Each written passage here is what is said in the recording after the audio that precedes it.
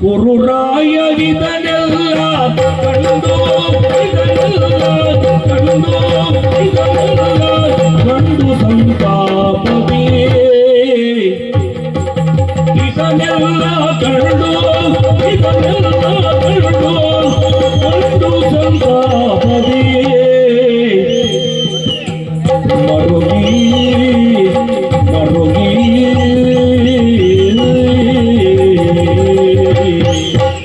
ಇದನ್ನೆಲ್ಲ ಕಂಡು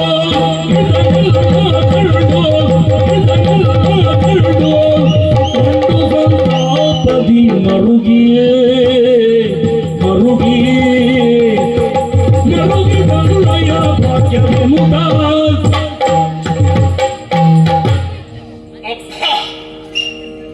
ಕಳೆದ 18 ವರ್ಷಗಳಲ್ಲಿ ಆಗದಿರುವಂತಹ ಸರ್ವನಾಶ ಕಳೆದ 18 ದಿನಗಳಲ್ಲಿ ನಡೆದ ಈ ಸುಯೋಧನರ ಬಾಳಿನಲ್ಲಿ ನಡೆದು ಹೋಯ್ತಲ್ಲ. ಇದಕ್ಕೆಲ್ಲ ಕಾರಣ ನನ್ನ ದಾಯಾದಿಗಳಂತಹ ಪಾಂಡವರ ಬಗೆಗಿನ ನನ್ನ ನಿಲುವು.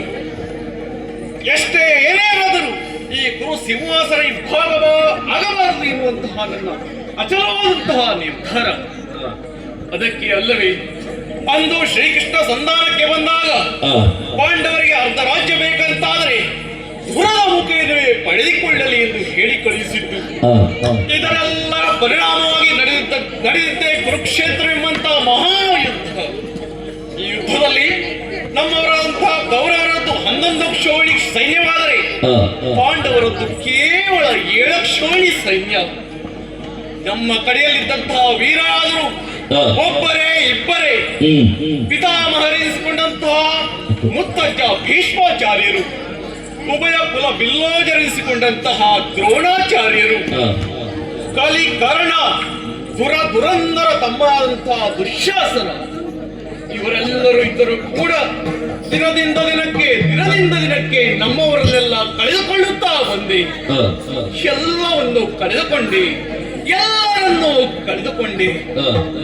ಇಂತಹ ಸಂದರ್ಭದಲ್ಲಿ ನಾನು ಚಿಂತಿಸುತ್ತಿರುವಂತಹ ಸಂದರ್ಭದಲ್ಲಿ ಪಾತಾಳದಿಂದ ನವಕೋಟಿ ದೈತ್ಯರು ನನ್ನ ಸಹಾಯಕ್ಕಾಗಿ ಧಾವಿಸಿದರು. ಅವರನ್ನು ಹರಸಿ ಕಳುಹಿಸಿದೆ. ಆದರೆ ಮಾಡುವಂತಹ ಯುದ್ಧದಲ್ಲಿ ನರನ ಪತಾಕದಲ್ಲಿರುವಂತಹ ಮಾರುತಿಯು ಬಂದು ಮುಷ್ಟಿಯಿಂದ ಅವರನ್ನೆಲ್ಲ ಕೊಂದು ಕಳೆದನಲ್ಲ. ಇದೆಲ್ಲ ನೋಡುತ್ತಾ ಇದ್ದರು ಏನೋ ಮಾಡುವಂತಹ ಪರಿಸ್ಥಿತಿ ಈ ಸುಯೋಧನ ಬಾಳಿಗೆ ಬಂತಲ್ಲ. ಒಂಟಿಯಾಗಿ ಈ ಕುರುಧಾರಿಣಿಯಲ್ಲಿ ಬಂದು ನಿಂತಿದ್ದೇನೆ. ಇಲ್ಲಿನ ದೃಶ್ಯಗಳನ್ನು ನೋಡುತ್ತಾ ಇದ್ದೇನೆ. ಅಯ್ಯೋ, ಅದೇನದು ಅತ್ತ ನೋಡಿದರೆ ನನ್ನ ಕರುಳ ಬಳ್ಳಿಗಳು ಚಿತ್ರವಾಗಿ ದಾರುಣವಾಗಿ ಬಿದ್ದಿರುವಂತಹ ಘನಘೋರ ದೃಶ್ಯ, ಭೀಭತ್ಸ ದೃಶ್ಯ.